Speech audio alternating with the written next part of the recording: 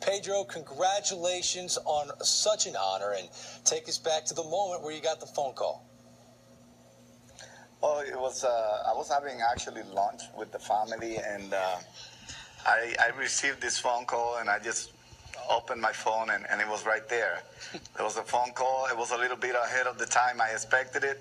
Caught me a little bit by surprise, but I was equally excited and honored to receive that phone call. Hey, Pedro, 91% of the vote, and it was almost a foregone conclusion. You were going to get elected today.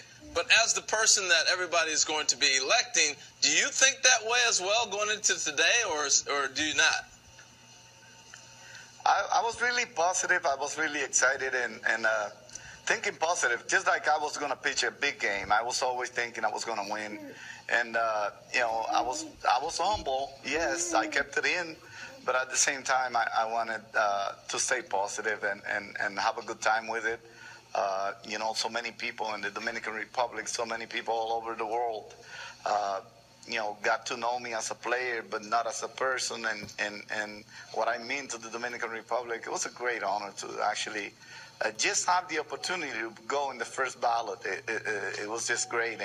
And after seeing day by day the ads that keep saying that I might make it, made it even greater. I was so happy and thankful about the fact that I had a chance to make it. Congratulations, Pedro. It's Ron Darling. First Hall of Famer to be born in the 70s. You sort of mentioned it before, but what does this mean to you, your family, and your country? I think this is it. This is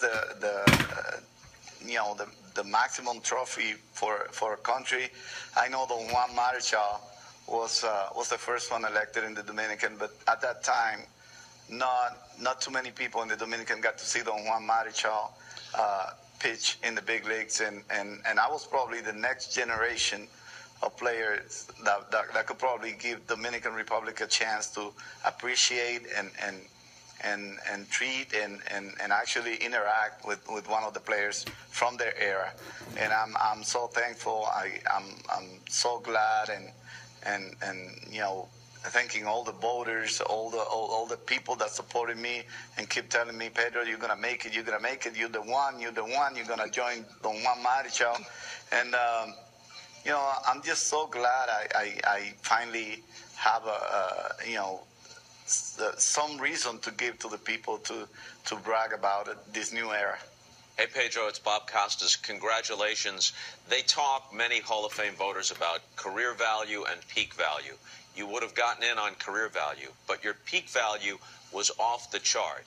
At the height or depth of the steroid era in Fenway Park, in a DH league, you put up numbers that against the league averages were absolutely staggering. 1 year your ERA was 1.74, I think, and the league ERA was nearly 5, and the second best ERA among starters in the league was 3.60, almost 2 runs more from Roger Clemens. At that point, even though relatively speaking you were a diminutive guy by baseball standards, did you feel 10 feet tall on the mound during those years?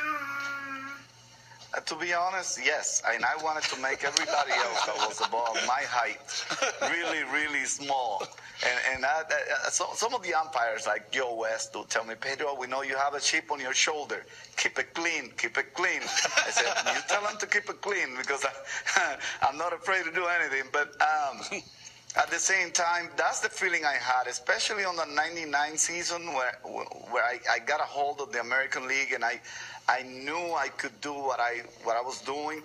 I felt like right on top, and every time I stepped on the mound, I don't know if you realize that, from the top of the mound, I was higher than anybody. So with that demeanor, I took the mound, and I wanted to make sure that I came across that way. I came across like I was the taller one, and believe it or not, my nickname in the Dominican is El Grande.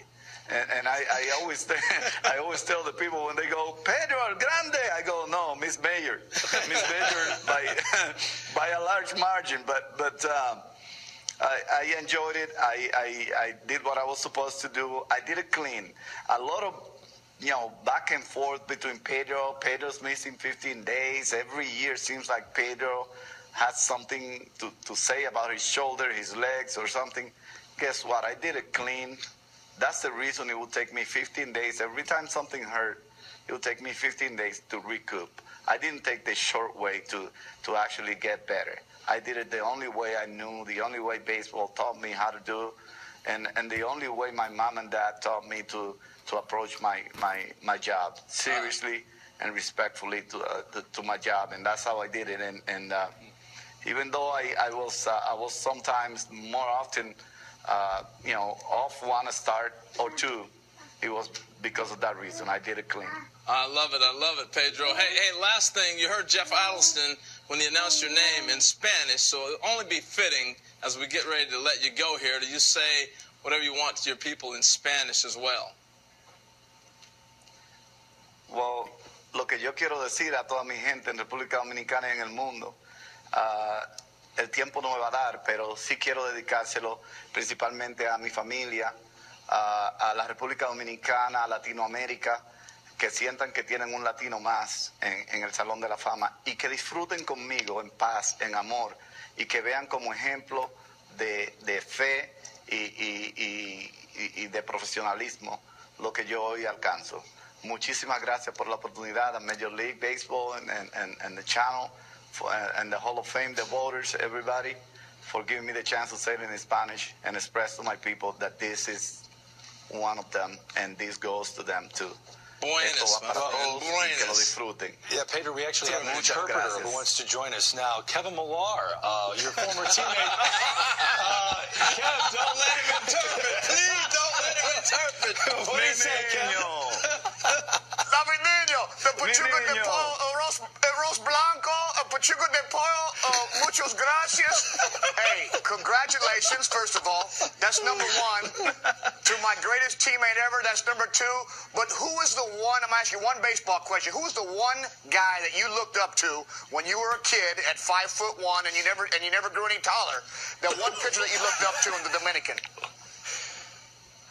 Well, I had various people that I enjoyed watching. I remember at that time Mario Soto was the pitcher in the Dominican. Joaquin Andújar was another one. I never got to see Don Juan Marshall pitch, but I read a lot about him. I also had Nolan Ryan. I had such a passion for Nolan Ryan. It was Brett Saberhagen was another one. And, 85 in the World Series. I was eyeballing Brett Saberhagen, and I had a lot of heroes. Everybody that played baseball seems to be my hero, but those were people that stood up in front of everybody else. Who is the one hitter, Petey? The one hitter that you hated facing? I know you didn't mind facing any, but the one guy that kind of had your number. Is there one guy out there besides me?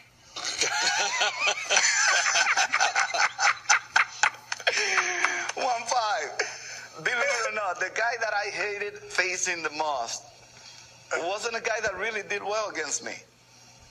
Was actually a guy that didn't do that well. So that but was he would make me throw at least. No. 1-5 was hacking. From the get-go, 1-5 was hacking. I didn't have a hard time with 1-5. 1-5 was hacking. I knew what he was going to do. Get it over with before 3 pitches. No, two or three pitches. The toughest guy I ever faced, I think, with all due respect to all the players in the league, has to be Edgar Martinez. He'll make me throw at least 13 fastballs. Above 95, I'll be hard-breathing after that. So Edgar was the guy that had the ability to follow up pitches, and it pissed me off to have to throw 13 pitches to get a guy out. Keep it clean, Pedro. Keep it clean. Yes, I had to. That was a good guy, too, a good veteran that you have to respect. I love it. Well, Petey, congratulations with everything, brother. We're going to talk to you in a little bit on Intentional Talk, and thank you for sitting down with us. Man, that was awesome. Muchas gracias, 1-5. Te quiero.